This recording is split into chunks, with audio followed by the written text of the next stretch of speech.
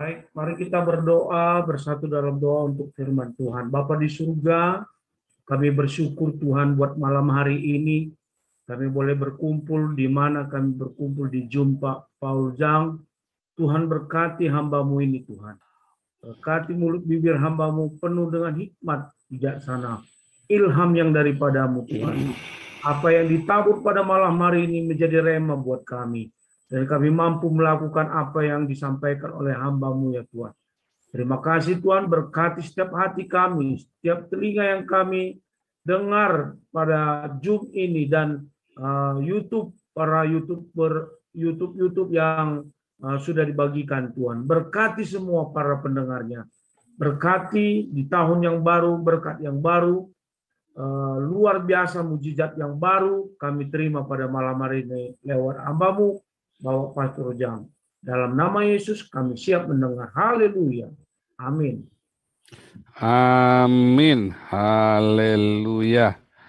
Ya, kita akan mendengarkan firman Tuhan. Masih melanjutkan yang tahun baru kemarin, ya, Jehovah Syama, mulai dari baca Yeskel 47 ayat 1 sampai 12, Yeskel 48 ayat 30 sampai 35, Kisah Rasul 2 ayat 1 sampai 13, Galatia 5 ayat 16 sampai 26. Ya, silakan Bang Ardo mulai membacakannya. Ya, Yeskel 47 ayat 1 sampai 12. Sungai yang keluar dari bait suci. Kemudian ia membawaku kembali ke pintu bait suci, dan sungguh ada air keluar dari bawah ambang pintu bait suci dan mengalir menuju ke timur. Sebab bait suci juga menghadap ke timur, dan air itu mengalir dari bawah bagian samping kanan dari bait suci itu, sebelah belakang mezbah. Lalu diiringnya aku keluar melalui pintu gerbang utara, dan di bawahnya aku berkeliling dari luar menuju pintu gerbang luar yang menghadap ke timur. Sungguh air itu membuai dari sebelah selatan. Sedang orang itu pergi ke arah timur dan memegang tali pengukur di tangannya. Ia mengukur 1000 hasta dan menyuruh aku masuk dalam air itu. Maka dalamnya sampai di pergelangan kaki. Ia mengukur 1000 hasta lagi dan menyuruh aku masuk sekali lagi dalam air itu. Sekarang sudah sampai di lutut. Kemudian ia mengukur 1000 hasta lagi dan menyuruh aku ketiga kalinya masuk ke dalam air itu. Sekarang sudah sampai di pinggang. Sekali lagi ia mengukur 1000 hasta lagi. Sekarang air itu sudah menjadi sungai, di mana aku tidak dapat berjalan lagi, sebab air itu sudah meninggi sehingga orang dapat berenang, suatu sungai yang tidak dapat diseberangi lagi. Lalu ia berkata kepadaku, sudahkah engkau lihat, hai anak manusia? Kemudian ia membawa aku kembali menyusur tepi sungai. Dalam perjalanan pulang, sungguh sepanjang tepi sungai itu ada amat banyak pohon di sebelah sini dan di sebelah sana. Ia berkata kepadaku, sungai ini mengalir menuju wilayah timur dan menurun ke Arabah Yordan dan bermuara di Laut Asin.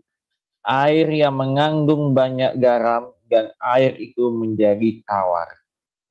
Sehingga kemana saja sungai itu mengalir, segala makhluk hidup yang berkelapan di sana akan hidup. Ikan-ikan akan menjadi sangat banyak, sebab kemana saja air itu sampai, Air laut di situ menjadi tawar, dan kemana saja sungai itu mengalir, semuanya di sana hidup. Maka pengangkap-pengangkap ikan penuh sepanjang tepinya, mulai dari En-Gedi sampai En-Gilhanim. Daerah itu menjadi penjemuran pukat, dan di sungai itu ada berjenis-jenis ikan, seperti ikan-ikan di laut besar, sangat banyak. Tetapi rawa-rawanya dan paya-payanya tidak menjadi tawar. Itu menjadi tempat mengambil garam. Pada kedua tepi sungai itu tumbuh bermacam-macam pohon, buah-buahan yang daunnya tidak layu dan buahnya tidak habis-habis. Tiap bulan ada lagi buahnya yang baru, sebab pohon-pohon itu mendapat air dari tempat kudus itu. Buahnya menjadi makanan dan daunnya menjadi obat. Kita baca dari Yehezkiel 48 ayat 30 sampai 35. Kota yang kudus. Inilah pintu-pintu keluar kota itu di sisi sebelah utara, yang ukurannya adalah 4.500 haska. Terdapat 3 pintu gerbang, yaitu pintu gerbang Ruben, pintu gerbang Yehuda, dan pintu gerbang Lewi. Sebab pintu-pintu gerbang kota itu disebut menurut nama suku-suku Israel. Di sisi sebelah timur yang ukurannya 4.500 haska, terdapat 3 pintu gerbang juga, yaitu gerbang Yusuf, pintu gerbang Benjamin, dan pintu gerbang Dan. Di sisi sebelah selatan yang ukurannya 4.500 haska, terdapat 3 pintu gerbang juga, yaitu pintu gerbang Simeon, pintu gerbang Isahar, dan pintu gerbang Zebulon. Di sisi sebelah barat yang ukurannya 4.500 haska, terdapat 3 pintu gerbang juga, yaitu pintu gerbang Gad, pintu gerbang Asyer, dan pintu gerbang Naftali. Jadi keliling kota itu adalah 18.000 haska. Sejak hari itu nama kota itu ialah Tuhan hadir di situ. Kisah para Rasul 2 ayat 1 sampai 13. Pentakosta. Ketika 3 hari Pentakosta, semua orang percaya berkumpul di satu tempat. Tiba-tiba turunlah dari langit suatu bunyi seperti tiupan angin keras yang memenuhi seluruh rumah di mana mereka duduk. Dan tampaklah kepada mereka lidah-lidah seperti nyala api yang bertebaran dan hinggap pada mereka masing-masing. Maka penuhlah mereka dengan Roh Kudus. Lalu mereka mulai berkata-kata dalam bahasa-bahasa lain, seperti yang diberikan oleh Roh itu kepada mereka untuk mengatakannya. Walau itu Yerusalem diam, orang-orang Yehuda yang saleh dari segala bangsa di bawah kolong langit. Ketika turun bunyi itu, berkerumunlah orang banyak. Mereka bingung karena mereka masing-masing mendengar rasul-rasul itu berkata-kata dalam bahasa mereka sendiri. Mereka semua tercengang-cengang dan heran, lalu berkata, bukankah mereka semua yang berkata-kata itu orang Galilea? Bagaimana mungkin kita masing-masing mendengar mereka berkata-kata dalam bahasa kita sendiri, yaitu bahasa yang kita pakai di negeri asal kita. Kita orang Parkia, Media, Elam, penduduk Mesopotamia, Yudea, dan Kapadokia, Pontus, dan Asia, Phrygia, dan Pamfilia, Mesir, dan daerah-daerah Libya yang berdekatan dengan Kirene, penggangkang-penggangkang dari Roma. Baik orang Yahudi maupun penganut agama Yahudi, orang Kreta dan orang Arab, kita mendengar mereka berkata-kata dalam bahasa kita sendiri tentang perbuatan-perbuatan besar yang dilakukan Allah.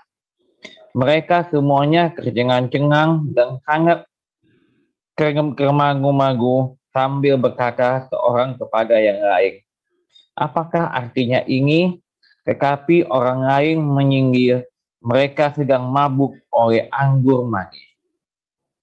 Galatia 5 ayat 16 sampai 26. Hidup menurut daging atau roh. Maksudku ialah hiduplah oleh roh, maka kamu tidak akan menuruti keinginan daging. Sebab keinginan daging berlawanan dengan keinginan roh, dan keinginan roh berlawanan dengan keinginan daging. Karena keduanya bertentangan, sehingga kamu setiap kali tidak melakukan apa yang kamu kehendaki. Akan tetapi jikalau kamu memberi dirimu dipimpin oleh roh, maka kamu tidak hidup dalam bawah hukum Taurat. Perbuatan daging telah nyata, yaitu percabulan, kecemaran, hawa nafsu, penyembahan berhala, sihir, perseteruan, perselisihan, iri hati, amarah, kepentingan diri sendiri, pencitraan, roh pemecah, kedengkian, kemabukan, pesta pora, dan sebagainya. Terhadap semuanya itu kuperingatkan kamu, seperti yang telah kubuat dahulu, bahwa barang siapa melakukan hal-hal yang demikian, ia tidak akan mendapat bagian dalam kerajaan Allah. Tetapi buah roh ialah kasih, sukacita, damai sejahtera, kesabaran, kemurahan, kebaikan, kesetiaan, kelemah lembutan, penguasaan diri. Tidak ada hukum yang mengekang hal-hal itu. Barang siapa menjadi milik Kristus Yesus, ia telah menyalibkan daging dengan segala hawa nafsu dan keinginannya. Jikalau kita hidup oleh roh, baiklah hidup kita juga dipimpin oleh roh. Dan janganlah kita gila hormat, janganlah kita saling mengangkang dan saling mendengki. Demikianlah firman Tuhan. Haleluya. Luar biasa ya. Terima kasih Bang Ardo. Sama-sama Pak Paul. Hari ini kita mengulang sedikit yang kemarin ya. Mengulang sedikit yang kemarin, bagaimana kita mengadakan Jehovah Shammah. Ya, kalau di gereja diajarkan ya, terutama gereja karismatik ya, aku merasakan kehadiran Tuhan yang amat sangat kuat di tempat ini. Hadiratnya kurasa, inilah tempat kudus. Lihat hadirat Allah berasa. Siapa yang berasa? Enggak ada yang berasa. Wah, salah tuh. Terus kita tanya, Pak Pendeta tahunya gimana? Karena gereng-gereng. Salah. Karena gereng-gereng itu biasanya kalau habis pipis, curut, gereng-gereng. Bedanya apa coba sama hadirat Tuhan? Kan bulu romanya berdiri ya, bulu roma berdiri. Anda bulu roma berdiri, Anda kalau misalnya dikasih bulu ayam di sini aja bulu romanya bisa berdiri. Ya kan? Jadi relatif ya. Relatif sekali hadirat Tuhan itu. Anda mau mendefinisikan hadirat Tuhan apa sekarang? Ya. Kurasakan hadiratnya begitu kuat. Iya, bohong. Pokoknya pendeta-pendeta ini banyak bohong. Wah Pak, kok berani-beraninya Pak mengucap Roh Kudus? Oh enggak. Justru orang-orang ini mengucap Roh Kudus dengan mengatakan Tuhan hadir. Nyatanya dia pelit. Nah kemarin kan sampai situ kan, kemarin lagi tahun baru kan. Nyatanya dia pelit, mau diakonia pelit. Punya lahan pakris segitu besar masih banyak gembel-gembel. Padahal dia punya tanah begitu besar nganggur. Gembel-gembel di sepanjang Surabaya, di sepanjang Jakarta itu banyak. Ya. Gembel-gembel yang ada di Semarang, gembel-gembel di Medan, itu yang gereja-gerejanya gede-gede, lahan parkirnya gede-gede. Ya kan? Tapi kenapa banyak gembel-gembel di pinggir jalan? Kenapa dia nggak undang itu gembel-gembel itu untuk di lahan parkirnya yang besar dan maha indah itu? Terus dia mau mengklaim bahwa hadirat Tuhan berasa kehadiran Tuhan, gundulmu peang. Nggak ada. Bagaimana kita menghadirkan Tuhan? Ya kan? Tuhan Yesus udah jelas dengan ngomong, ketika kamu melakukannya untuk orang ini, kamu melakukannya untuk aku. Yaitu apa? Melakukan apa? Ngasih duit? Bukan. Ngasih utangan beli mobil? Bukan. Ngasih ke pendeta beli jam tangan 15 miliar? Bukan juga. Ya, bangun gereja yang gede, apalagi bukan. Tuhan nggak pernah suruh. Di dalam perjanjian baru tidak ada satupun ayat disuruh bangun gedung gereja. Tetapi semua persembahan di dalam perjanjian baru pasti bicaranya diakonia. Ya, pasti bicaranya di 90%, yang 10% itu untuk biaya perjalanan para rasul ketika mereka melayani Tuhan. Ya, jangan memberangus lembu yang sedang mengirik. Tapi 90% pembicaraan pengumpulan dana selalu untuk diakonia. Nah, jadi begitu menghadirkan Tuhan ya. Nah, simpel kan? Nah sekarang, sebentar. Jadi menghadirkan Tuhan itu, kalau bilang Tuhan hadir itu harus real. Tuhan hadir itu dengan gereng-gereng itu bohong. Ya, Tuhan hadir gereng-gereng. Wah, aku merasakan dijamah oleh Roh Kudus. Waktu nyanyi aku hanya bisa menangis atau menyanyi merasakan kasih Tuhan. Anda nyanyi gelas kaca itu si Nia dan Niati aja nangis tuh. Ya kan? Gelas kaca sambil nangis-nangis dia. Karena baru diputus sama pacarnya atau apa. Bisa saja kan? Ya kan? Coba Anda kalau baru diputus sama pacarnya, Anda nggak usah nyanyikan kurasakan kasih-Mu Tuhan. Kurasakan kehadiran-Mu. Nggak usah nangis. Anda pengen nangis, nggak usah gitu. Anda baru diputus pacar. You, me, and. Kata pacarmu kan. Terus Anda di rumah tinggal nyanyi saja. Aku rela hidup menderita. Nangis-nangis tuh Anda tuh. Wah, jamin itu pokoknya nyanyi itu. Nangis bawang itu.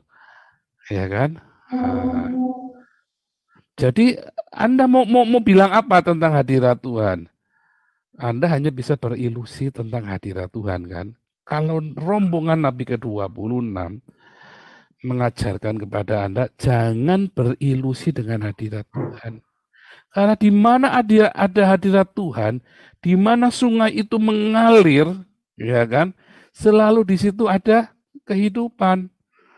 Ada orang besok nggak bisa bayar sekolah, udah mau dipecat dari sekolahnya. Tiba-tiba Lukulio datang. Berapa toh? 2 juta. Ya ampun 2 juta nih, tak bayari. Tapi resikonya Lukulio setahun nggak bisa beli baju baru. Enggak apa-apa. Yang penting dia bisa sekolah selesai. Bayar SMA. Gereja-gereja mau bullshit, hadirat Tuhan, jemaatmu kere aja kamu diem saja. Bullshit, ya. Wah, mantap. Pokoknya rombongan Nabi ke-26 ini kejang-kejang kalau ada ukurannya hadirat Tuhan adalah gereng-gereng, wasaro, apa segala macam. Kita jangan pura-pura. Ya. Kita nggak usah berretorika, jangan berilusi tentang Tuhan deh. Nanti Anda kecewa. Ya, Anda kan kecewa. Jangan berilusi tentang Tuhan, ya. Sekali lagi, Anda akan kecewa ketika Anda berilusi tentang Tuhan. Dan Anda tidak akan menemukan kebenaran sejati. Ya. Ketika Anda berilusi tentang Tuhan, Anda tidak akan menemukan kebenaran yang sejati. Anda akan dibawa kepada agama-agama palsu. Ya. Ketika pencapaian kepada Tuhan itu ditentukan dengan ritual simbol, harus 3 rakaat, 5 rakaat. Kalau doa fajar itu banyak yang 3 rakaat itu. Nyalain som, ya kan? Bangun tidur, nyalain som, lalu tidur. 3 rakaat itu. Ya kan? Doa fajar itu banyak tuh. Kalau dipanggil-panggil, nggak nongol-nongol, nggak taunya 3 rakaat semua, udah pada bablas semua. Doa subuh itu. Iya kan? Nah, Anda yang tidak berdiakonia nggak masuk surga. Enak aja lu. Ayatnya sudah jelas. Ya. Anda yang tidak berdiakonia itu nggak masuk surga. Ayatnya sudah jelas, Matius 25. Anda baca satu pasal itu ya. Sudah kita ulangi bolak-balik. Anda tidak ngasih tumpangan. Gereja-gereja yang punya halaman parkir besar, ya, lihat jemaat yang ikut mendengar, gerejamu kalau gerejamu punya halaman parkir besar, tapi di kotamu banyak gelandangan-gelandangan yang tidak kamu tampung di gerejamu, itu gereja itu dan seluruh jemaatnya terkutuk. Satu wedan kejang-kejang oke. Kalau gerejamu besar, halaman parkirnya, ya, atau gedungnya besar, bahkan gedungnya besar, tapi di jalan banyak gelandangan, ya, itu pendeta sak jemaat-jemaatnya terkutuk. Ngeri loh. Dan pendeta ngajari jemaatnya menjadi terkutuk. Terus gimana dong? Hati-hati. Jangan menjadi bagian dari itu. Karena Anda tidak diajari kepada kebenaran. Oh, ini nggak main-main ya. Tuhan Yesus yang ngomong. Loh, papa saya nggak pernah berdiakonia. Jangan-jangan papamu nggak masuk surga. Kalau papiku mau berdiakonia. Papiku biar kere berdiakonia. Ya, serius ya. Kami diajarin dari kecil. Apa yang papi belum mengerti waktu itu, hari ini saya ajarkan ke Anda. Saya temukan rahasianya. Saya ajarkan. Dan yang papi nggak berani, saya lakukan dengan berani. Makanya saya tarik. Yang saya ngomong ke Anda itu saya ngalamin semua. Ya, 7 kali saya kolor tak tarik, putus kolor kehidupan saya itu. Putus sampai kedodoran, sampai dipermalukan, kondor pokoknya wis. Makanya yang saya ngomong sama Anda itu real ya, nggak bohongan. Nggak katanya saya ngalamin sendiri. Kalau saya bilang bebas itu lepas. Kalau saya bilang melewati masa-masa sulit, benar-benar masa-masa sulit. Saya tahu apa itu namanya masa sulit, deg-degan, beringasan, apa saya ngerasain, saya tahu rasanya. Dan saya bilang, Tuhan cukup. Sekarang saya mau hidup tenggelam di dalam sungaimu. Itu. Standar Tuhan itu tinggi ya. Anda pikir Anda cuma nyanyi-nyanyi di gereja, kejang-kejang ambil kuraba-raba masuk surga. Enak aja loh. Kalau Anda tidak diakonia. Ancaman, ancaman ya, ngeri ancaman di Alkitab. Ya, semua ya mungkin Anda bisa Anda langgar. Tapi ketika tidak berdiakonia, itu langsung ceritanya neraka loh. Direct loh, nggak pakai karena ini jadi ini, karena ini jadi ini, enggak loh. Kalau kamu tidak melakukannya, masuk neraka. Direct loh, ya. Kalau Anda tidak berdiakonia, selesai hidupmu pokoknya. Di gereja-gereja yang tidak mengajari jemaatnya untuk berdiakonia, masih ada gelandangan-gelandangan sementara halaman parkirnya gede, hati-hati. Anda mulai usulkan daripada Anda nanti masuk neraka jadi panitia neraka kan. Hati-hati. Nah, ini ada yang jawab nih. Ya. Gelandangan fakir miskin anak telantar urusan gereja bukan pemerintah. Ya. Bukan pemerintah.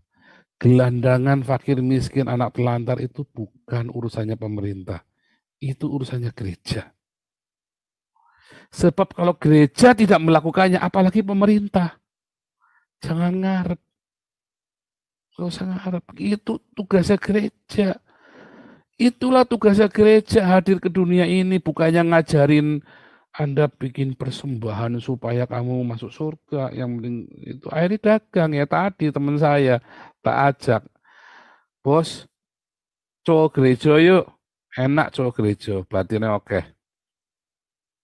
Kalau main properti sudah sepi, Anda sudah capek, ayo bisnis gereja. Duitnya banyak. Ya, wah ngeri, serem. Ya, nah sekarang saudara, kita kan temanya mengubah nasib di tahun 2022. Caranya dengan sedekah apa salah? Bukan. Bukan, bukan gitu. Itu kan sudah lagu lama. Kan firman Tuhan selalu baru setiap hari. Jadi kalau Anda dengar sama saya, pasti ada yang baru. Ketemu saya lagi-lagi, pasti ada yang baru. Ya, pasti ada yang baru kalau ketemu saya. Nah, Anda lihat tadi ya, ada 1.000 hasta 4 kali kan. Diukurnya 4 kali maksudnya. 4 kali 1.000. Itu nih masuk ada 4.000 tahun. Dari Adam sampai ke zamannya Yesus itu 4.000 tahun. Ya, dari Adam sampai zaman Yesus itu 4.000 tahun. Itulah sebabnya setelah tahun yang ke-4.000, ya, maka ada pembaptisan Roh Kudus, hari raya Pentakosta di loteng Yerusalem. Semua rasul, semua murid-murid itu dipenuhi dengan Roh Kudus.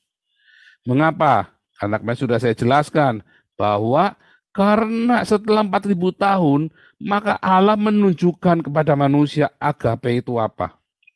Selama ini nggak ada yang tahu agape itu apa. Yang mengerti hanya para nabi. Itu pun dalam gambar yang samar-samar. Tetapi hari itu, ya, hari Paskah saat itu, maka orang-orang Yahudi itu yang percaya kepada Torah, mereka melihat yang namanya Torah itu apa artinya. Itu adalah sebuah kasih, puncak klimaksnya kasih Allah kepada umat manusia. Di dalam kedikjayaannya yang bisa mengeringkan laut, ia bisa mengubah segala, bisa awan, topan badai itu ya, tiang awan, tiang api, tiang langit itu nurut sama dia. Kalau bilang tiang langit itu tiang awan dan tiang api zaman Musa ya. Kalau bilang tiang langit yang di dalam Alkitab, tiang langit itu maksudnya tiang awan dan tiang api. Kalau Anda lihat tornado, nah itulah tiang langit itu loh yang dimaksud. Itu bisa nurut, suruh jalan di depannya orang Israel. Ketika orang Israel mau dikejar orang Mesir, tornadonya bisa pindah di antara orang Mesir dengan orang Israel. Nurut, ya. Tuhan yang maha dahsyat itu, ya, menunjukkan kasihnya melalui Yesus yang mati di kayu salib. Dan kalau Anda lihat di dalam Matius, Lukas, dan Yohanes, maka mengertilah mereka. Tadinya mereka nggak ngerti.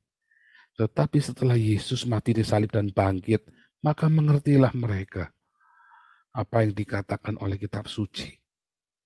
Mengerti. Setelah mereka mengerti, mereka hidup dalam itu. Maka dengan sukacita hidup, wah akhirnya rema. Dan Tuhan memang berikan waktu itu. Ya, saat Pentakosta itu.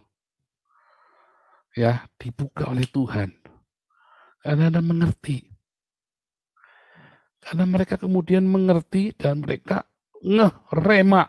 Rema itu melimpah, meluap-luap dalam hidup mereka. Sampai mereka tenggelam di dalam rema itu. Mereka tenggelam di dalam Roh Kudus itu, dalam rema itu.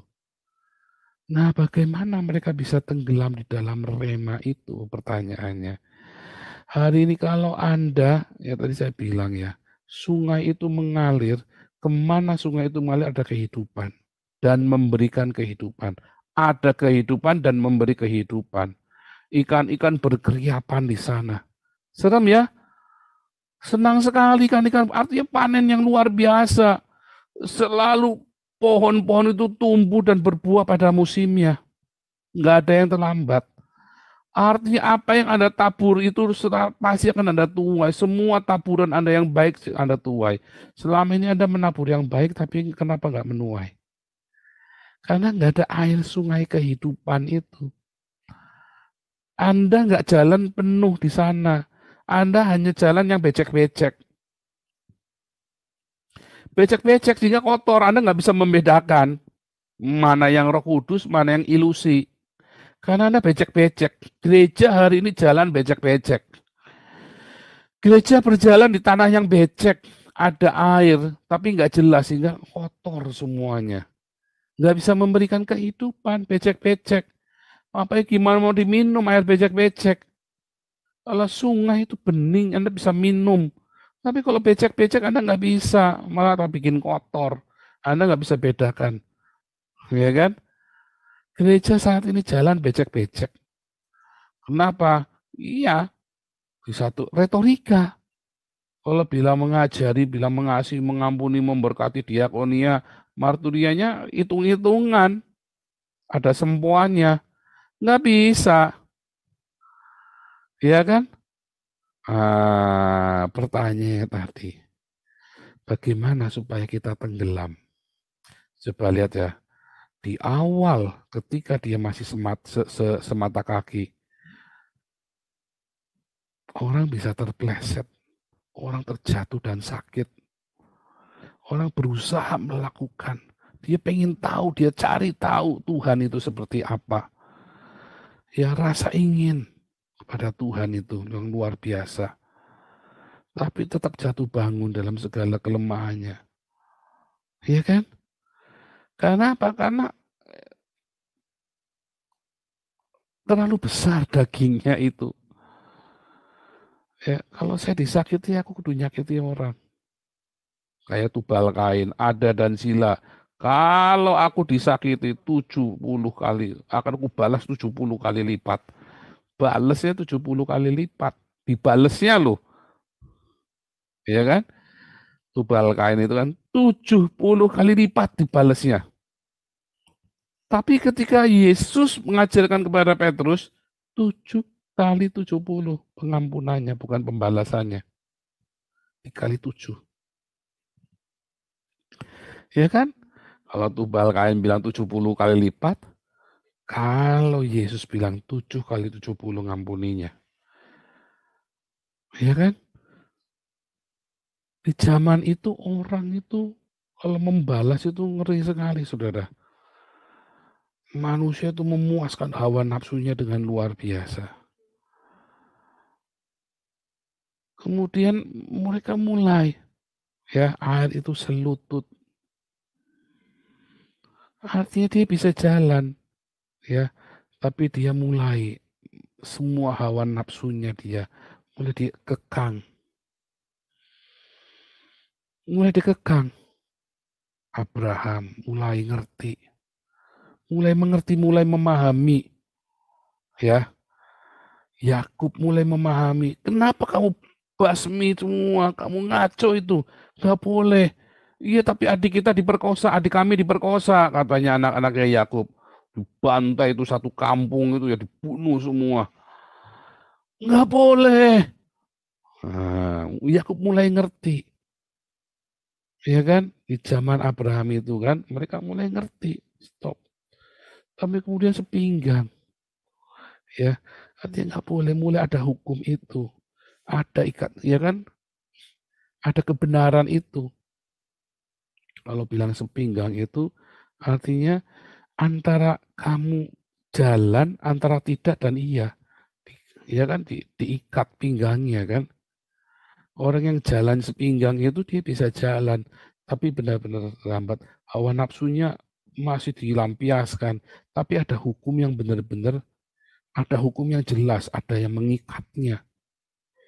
Sehingga nggak bisa semuanya sendiri. Sampai akhirnya dia seleher. Artinya dia tidak bisa menguasai dirinya lagi. Tidak boleh maunya dia sendiri lagi. Seluruh dagingnya, seluruh hidupnya itu harus tenggelam, pasrah. Dia sudah nggak pegang kendali lagi, tapi Tuhan yang pegang kendali. Roh Kudus itu, sungai itu yang pegang kendali, sehingga dia harus berenang, mengikuti alirannya itu. Apa artinya? Artinya ketika Anda ingin tenggelam di dalam roh, ya. Anda ingin tenggelam di dalam sungai itu, ya.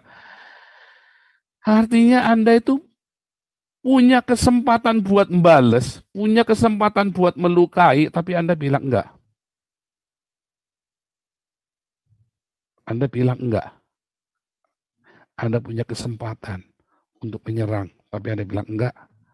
Anda punya kesempatan untuk melampiaskan kemarahan, dendammu, untuk punya kesempatan untuk melakukan perlawanan yang gila-gilaan, tapi Anda bilang enggak. Saat Anda ngerti ini, saat Anda hidup, ya, mengampuni, walaupun dia nggak layak untuk diampuni. Susah, Pak? Enggak susah. Yang bikin susah kan Anda sendiri, karena Anda mau perginya ke tepian. Anda nggak mau nyemplung, masuk nyepur. Anda nggak mau nyemplung ke tengah. Anda masih mau pelihara marah itu. Anda menikmati becek-becek itu. Ya kan? Antara ilusi Anda merasa bertuhan, Anda sudah merasakan hadirat Tuhan, tapi Anda masih simpan itu rasa marah, Anda masih simpan, ya kan? Semua retorika-retorika itu tadi. Kalau yang becek-becek itu yang retorika-retorika itulah. Anda tahu kebenaran, tapi Anda nggak mau nyemplung sekalian. Alangkah adalah lebih baik, kalau kata surat Ibrani, adalah lebih baik kalau kamu nggak pernah tahu sama sekali. Karena dengan Anda beretorika begitu, malah bahaya loh. Nggak dapat apa-apa.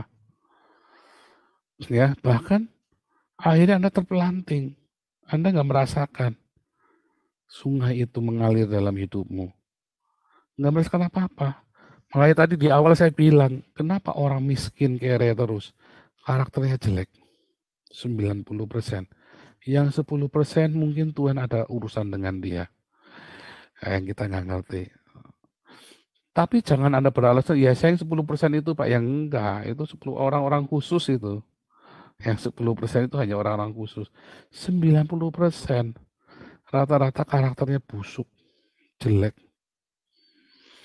Ya, makanya Anda hidup di situ. Nah, kalau karaktermu jelek, kenapa karaktermu jelek?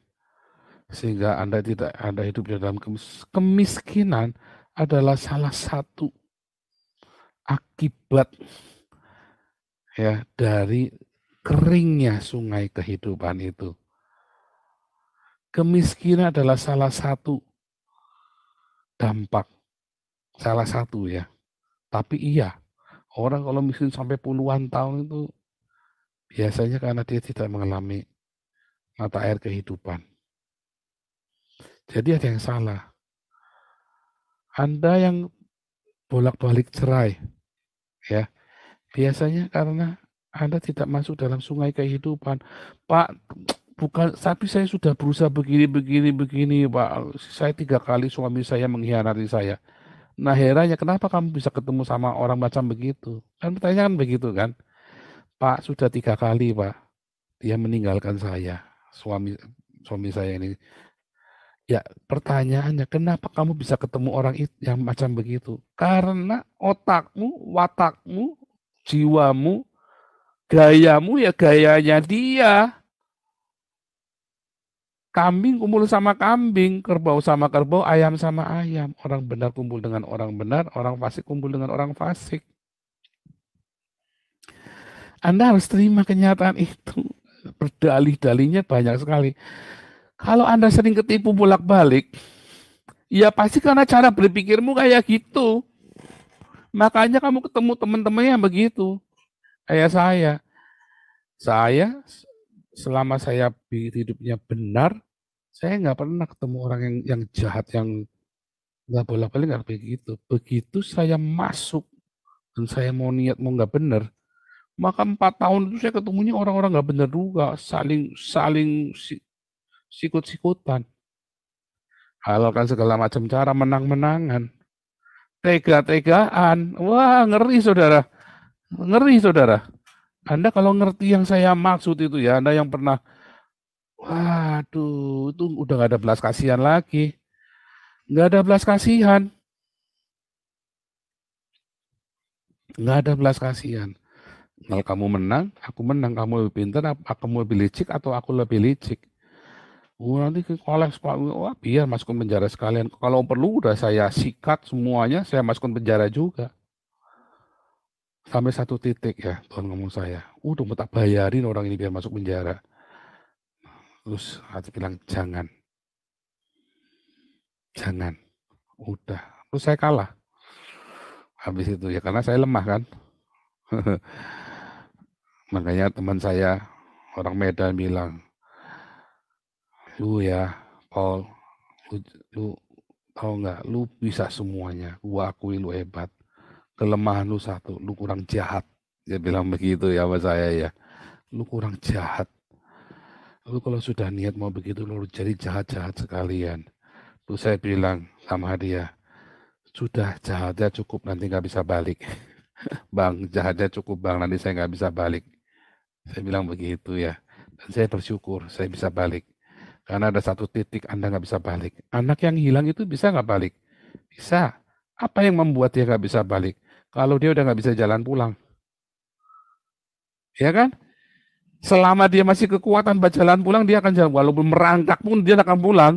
Selama masih ada kekuatan buat merangkak pulang. Apa yang bisa membebani dia untuk pulang? Gengsi. Iya kan? Yang bikin Anda nggak bisa balik sama Tuhan apa? Gengsi. Udah tanggung palang basah. Padahal Tuhan bilang nggak apa. Kesombongan itu adalah dosa yang paling dibenci sama Tuhan. Kesombongan, gengsi itu loh. Harga dirimu itu adalah kesombongan yang paling dibenci oleh Tuhan. Iya kan? Jujur. Iya, makanya orang kere terus. Makanya orang kena masalah terus. Makanya kawin cerai terus. Makanya hubungan-hubungan bermasalah terus. Karena gengsi itu tadi. Harga diri, prinsip. Nah, kalau Anda ingin masuk dalam sungai kehidupan, ya, Anda ingin masuk dalam sungai kehidupan itu, Anda sudah nggak bisa memiliki dirimu lagi, ngapung, udah nggak bisa apa-apa. Kalau Anda masih becek-becek, bahkan ketika Anda sudah gunakan ikat pinggang kebenaranmu itu tadi, mata air sepinggang itu ya, kalau sungai itu sepinggang, Anda masih bisa berontak, masih bisa ngelawan.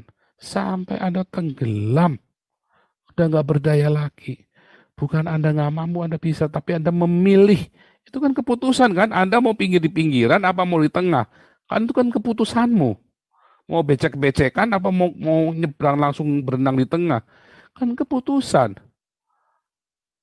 Kita bisa melawan, kita bisa marah, kita bisa pertahankan harga diri segala macam. Tapi aku memutuskan untuk tenggelam. Orang sudah diakonia, sudah keluar duit, masih difitnah. Wah, ya kan? Masih difitnah.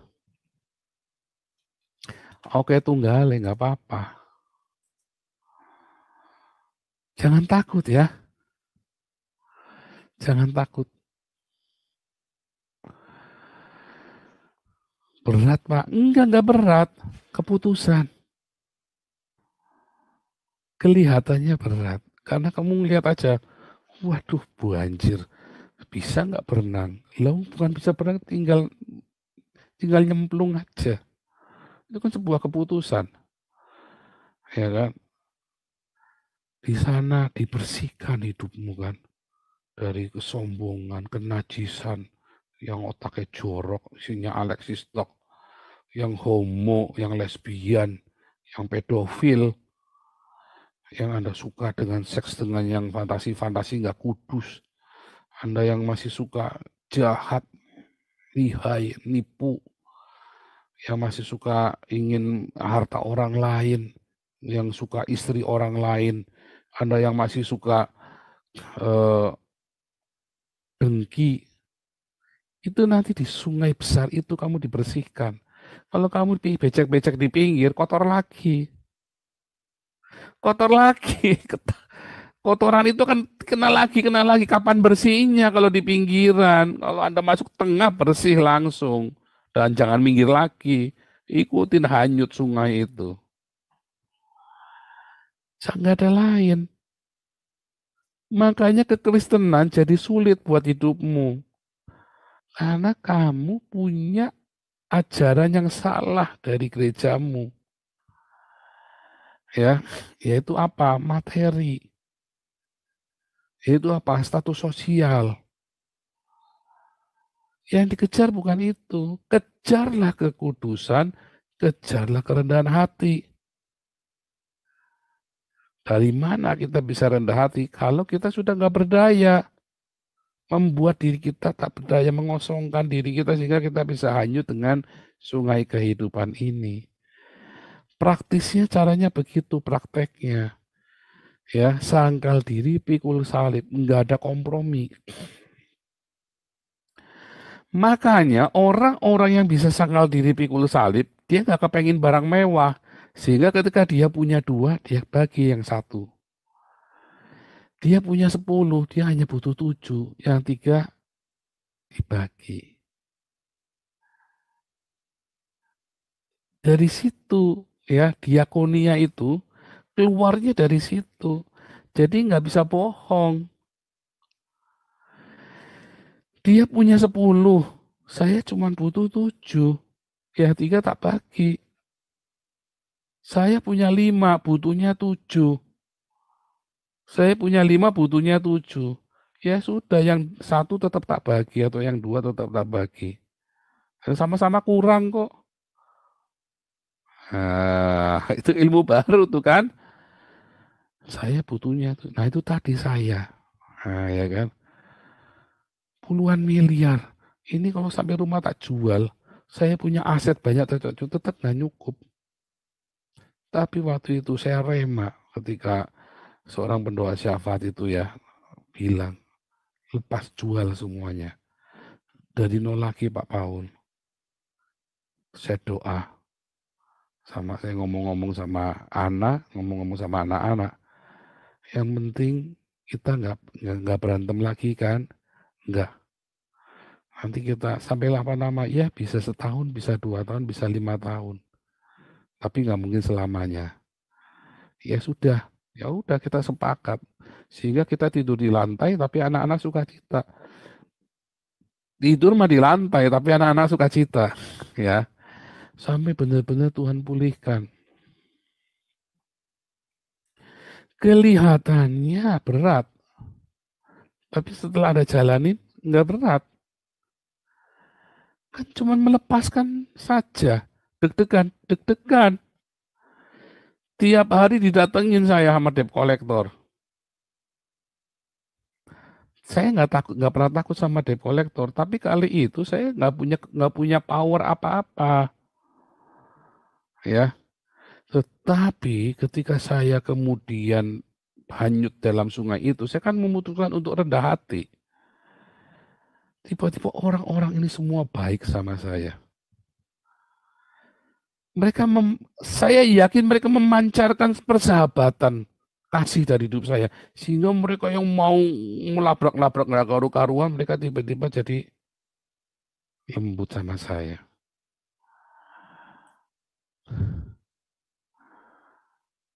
Begitu ya. Nanti di kelas apostolik saya cerita detail ya. Di kelas apostolik saya akan cerita lebih detail lagi. Tetapi intinya ya dalam perjalanan hidup saya yang saya ngomong ini ya, saya tahu rasanya hidup dalam kemewahan, ya, gaji melimpah.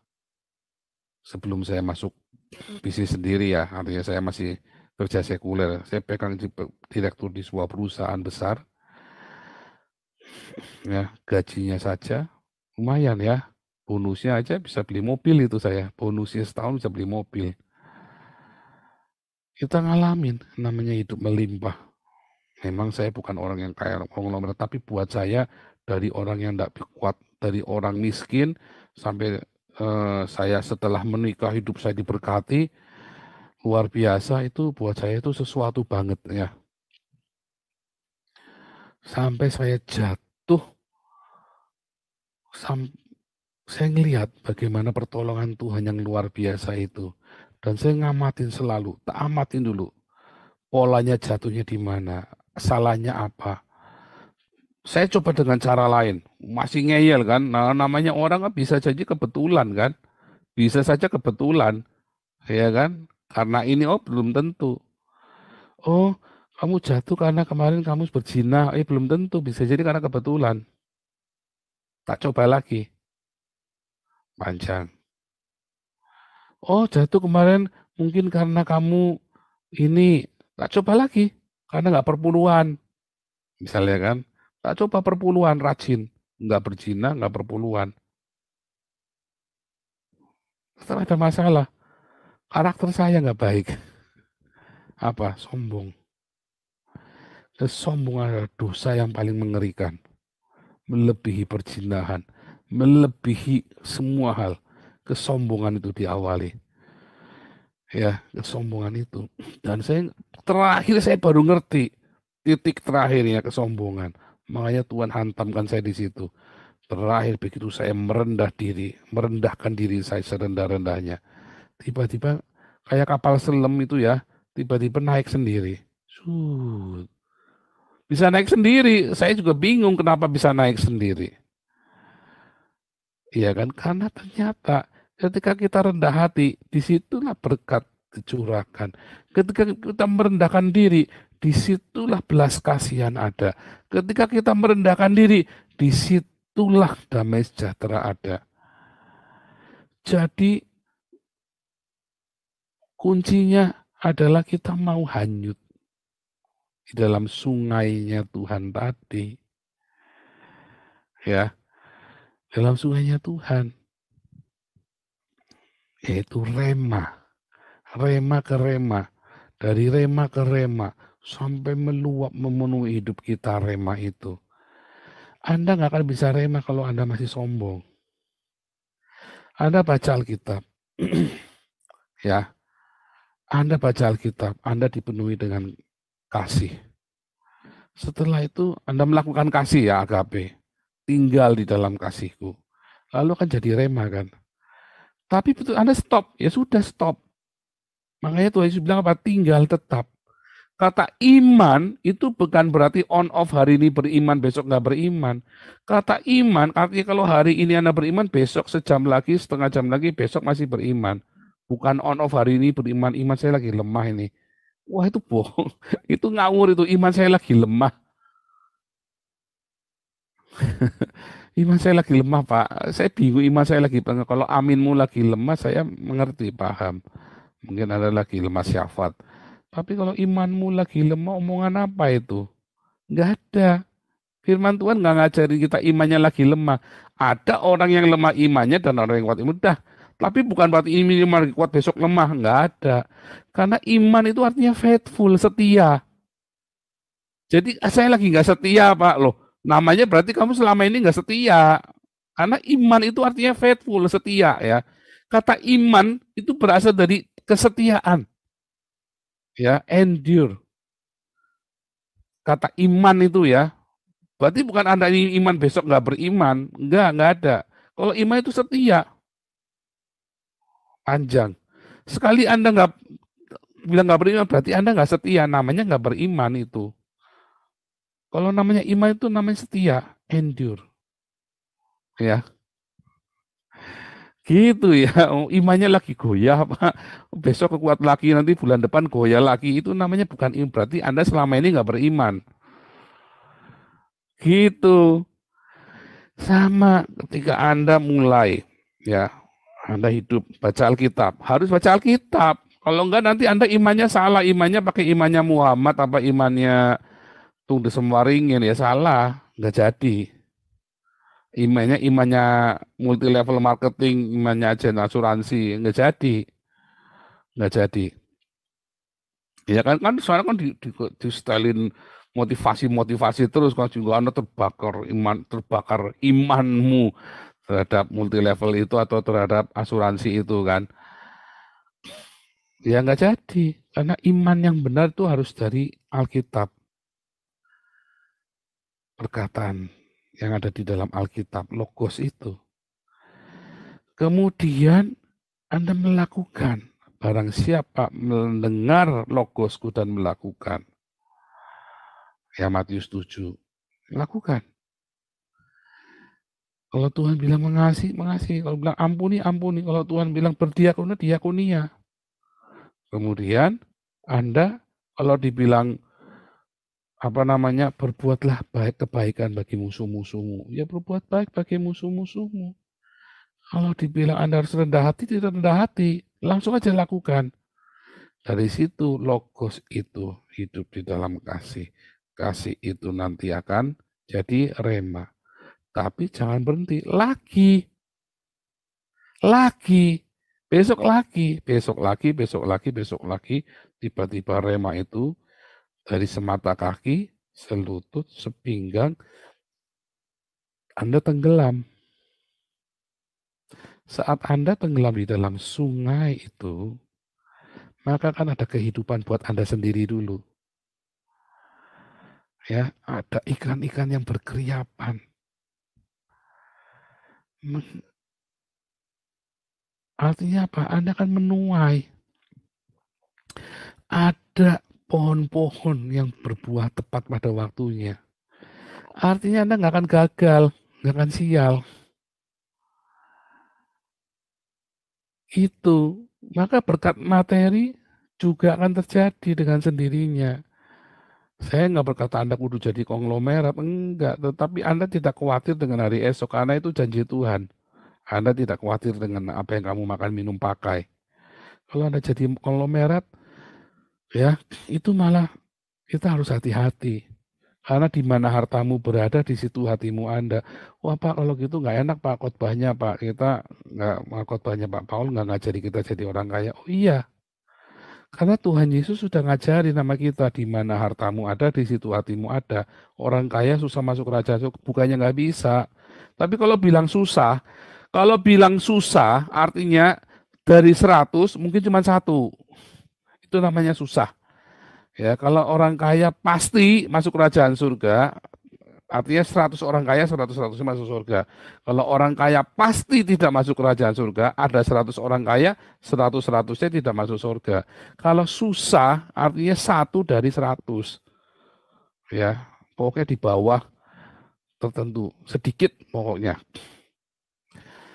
Nah, kalau Anda masih pengen kaya raya, Anda masih pengen punya barang mewah, hati-hati. Karena di mana hartamu berada, di situ hatimu ada. Tetapi Tuhan Yesus janji kita tidak akan takut dengan apa yang kita makan, minum, pakai. Dan hari ini kami ngalami. Kami tidak takut dengan apa yang kita makan, minum, pakai. Tuhan sediakan. Jehovah Jireh. Kita tenang hidupnya. Yang lebih tenang lagi anak-anak sehat, kita semua sehat. Kita bahagia, kita hidup di dalam cinta yang melimpah. Semua orang mengasihi kami. Dan kami mengasihi semua orang. Enak kan? Enak. Kalau yang tidak mengasihi kami pasti dia jauh-jauh. Kalau yang mengasihi kami pasti deket-deket. Gitu. Kami memang miskin, tapi kami memperkaya banyak orang. Enak begitu kan? Saya memang nggak punya uang. Tapi kalau Anda lihat di Damaris, enak kan? Kita memperkaya banyak orang. Kita sudah kumpulin 4 miliar kan? Padahal saya bekas penjahat. Yang bukan bekas penjahat, yang orang baik-baik malah nggak bisa. Kenapa? Pertanyaan kan kenapa? Kenapa yang bekas penjahat bisa, yang bukan penjahat malah bisa? Kenapa yang penjahat ini dipakai Tuhan, yang bukan penjahat malah nggak dipakai Tuhan? Kan pertanyaan kan begitu. Jadi Anda malah lebih senang bekas penjahat apa lebih senang sama orang baik-baik? Ya kan? Yang keuangannya nggak jelas. Kalau saya, karena saya bekas penjahat, saya tahu yang namanya integritas dan kredibilitas. Dan saya sudah belajar Dan saya belajarnya berdarah-darah lagi. Nah, balik lagi saudara, Anda ingin kehidupan Anda diubahkan oleh Tuhan di tahun 2022 ini. Ya, tenggelam dalam sungai. Sangkal diri pikul salib sampai kamu biarkan orang mau ngoceh apa tentang kamu, biarkan sampai nggak berasa di sini, udah mati rasa. Kalau Anda masih tersinggung, difitnah, Anda belum hanyut. Anda boleh punya uang banyak, tapi Anda belum hanyut. Dan hati-hati, uang itu akan membawa Anda ke neraka. Anda ingin kemana Anda datang, kemana Anda pergi, di situ ada kehidupan dan menghidupkan orang. Sangkal diri pikul salib. Mengasihi, mengampuni. Sampai orang memfitnah, sampai orang ngomongin kamu itu udah berasa lagi. Nggak berasa dalam hati cuma senyum aja, ya biarin saja. Bener-bener nggak berasa. Wah, berarti udah ndablek, bukan. Karena kita penuh dengan kasih melimpah. Kita memutuskan. Makanya hidup kudus, hidup benar itu menjadi mudah. Ya, bukan hal yang berat. Enggak berat. Cuman pasrah saja kok. Ya. Anda cuman pasrah. Enggak, saya pakai ini kacamata ini cuma tinggal tak lepas saja. Ya kan, cuma tinggal tak lepas. Masalahnya kan kita nggak mau ngelepas. Kalau kita membawa ransel begitu berat kan cuma tinggal ditaruh. Masalahnya kan kita nggak mau. Kenapa? Kalau ditaruh, eman-eman sama harga diri kan. Eman-eman sama prinsip. Eman-eman sama yang namanya tadi nama baik, reputasi, apa segala macam. Kita enggak butuh. Ketika kita merendahkan diri, hanyut, ya, sama seperti Yesus yang dalam kesetaraannya identik dengan Allah sendiri. Tapi ia mengosongkan dirinya. Kan sudah kasih contoh, cuma tinggal mengosongkan saja. Apa susahnya kita mengosongkan diri? Yesus yang maha besar, yang begitu luar biasa saja, dia mengosongkannya dengan mudah, cuma tinggal dikosongin saja, dia turun ke dunia. Ya, menjadi hina. Kenapa kita yang cuman si gembala sapi saja? Oh ya, belagu amat, emang harga dirimu seberapa sih? Nggak, dulu saya suka ngomong, gundulmu aja bisa tak beli. Itu serius ya, kalau bilangnya gundul tak beli itu, gundul tak beli tak masukin penjara, tak jeblosin ke penjara beneran itu ya. Itu saya kalau lagi di Indonesia itu kalau masuk penjara itu gampang itu ya. Anda tahu kan zamannya sebelum Tito itu kan polisi kan korup sekali kan. Zaman sebelum Jokowi itu kan korupsi kan korup sekali itu. Wah, gampang masuk penjara. Orang bener saja nggak ada angin nggak ada hujan ada ciduk masuk penjara bisa itu. Serius. Zaman itu ya. Artinya gundulmu tak beli bisa. Orang ini pelongo-pelongo padahal orang kaya. Karena dia pelit. Sedangkan saya kalau saya punya uang, saya tebar pesona. Oh, zaman sekarang udah bisa, hati-hati kamu di sini. Zaman sekarang sulit, ya masih ada, tapi hati-hati kamu. Salah-salah diciduk bareng-bareng. Oh, zaman dulu bisa. Ya, makanya itu zamannya Soeharto itu kan lebih ngeri lagi kan. Anda lagi baik-baik, cuman gara-gara gebetanmu, kamu lagi gebet orang lagi ini, terus kamu bisa masuk penjara itu. Bisa ujuk-ujuk Anda dikerjain pokoknya, masuk ke tahanan pokoknya, entah caranya bagaimana. Oh, zaman sekarang sulit, lebih sulit ya karena sudah mulai, karena ada orang-orang yang mau meneriakan kebenaran. Tapi intinya malam ini saudara, Anda ingin berubah nasibmu di tahun 2022 ini. Ya, tenggelam dalam sungai. Dirubah, nasibmu berubah. Hubungan-hubungan yang sumbang itu kan dirubah sama Tuhan. Ya, setahun, tahun ini tekatin. Ya, tahun ini tekatin. Wah, Pak dihina, Pak nggak apa-apa. Emang kenapa kalau dihina? Tuhan Yesus saja dihina. Ya kan? Wah, ini salah paham. Ya, memang kenapa Yesus jadi salah pahamin? Yesus saja yang Tuhan aja disalah pahamin, apalagi kita. Cuman kutu kupret. Tenang saja. Wah, Pak, tapi kan nanti begini harga diri. Pak, harga dirimu larang, harga dirimu. Harga dirimu, kamu siapa? Harga dirimu apa? Kamu nggak punya duit ya nggak ada harga diri. Orang mau hebatnya kayak apa, pendeta mau sucinya kayak apa, nggak ada duit ya nggak ada, nggak bisa aja. Ya kan, mau pendeta kan kere. Makanya pendeta-pendeta sekarang ngajarin supaya punya duit, supaya bisa dihargai. Pendeta-pendeta dihargai karena punya duit. Yusuf Mansur itu bisa nggak masuk penjara karena dia bayar sama polisi. Bisa nipu terus. Memang rumusnya begitu caranya, Yusuf Mansur bayar terus. Makanya mau laporan kayak apa, polisinya dibagi kok. Itu kenyataan. Ya, itu pendeta-pendeta ya karena belum ada yang laporin aja pendeta-pendeta di Indonesia penggelapan uang kolektor. Kalau sudah cerita kayak Konghi, kayak menantunya Yonggi, wah bisa banyak pendeta antri masuk penjara itu gara-gara kasus penggelapan dana kolektor. Coba deh kalau nggak percaya. Indonesia karena ditakut-takutin sama pendeta, jangan sentuh bijinya pendeta. Anda makanya ditipu. Kalau udah kayak cerita di Singapura, kelar itu punya pendeta-pendeta ini. Makanya saya cari aman. Ya rekeningnya pakai rekeningnya Damaris. Nama saya nggak ada di situ. Kan begitu kan? Itu namanya berhikmat. Ya, saya ingin menjadi saluran berkat. Tapi saya nggak mau tergoda. Ya udah rekening kasih di situ. Ya, kalau Anda mau memutuskan sendiri ya terserah. Itu kan suka-suka. Kalau tenggelam dalam roh. Seberapa sih harga dirimu? Hah? Saya biar miskin harus punya harga diri, itu yang tersisa Pak, salah. Yang tersisa biar Tuhan Yesus aja ya. Jangan harga dirimu, salah.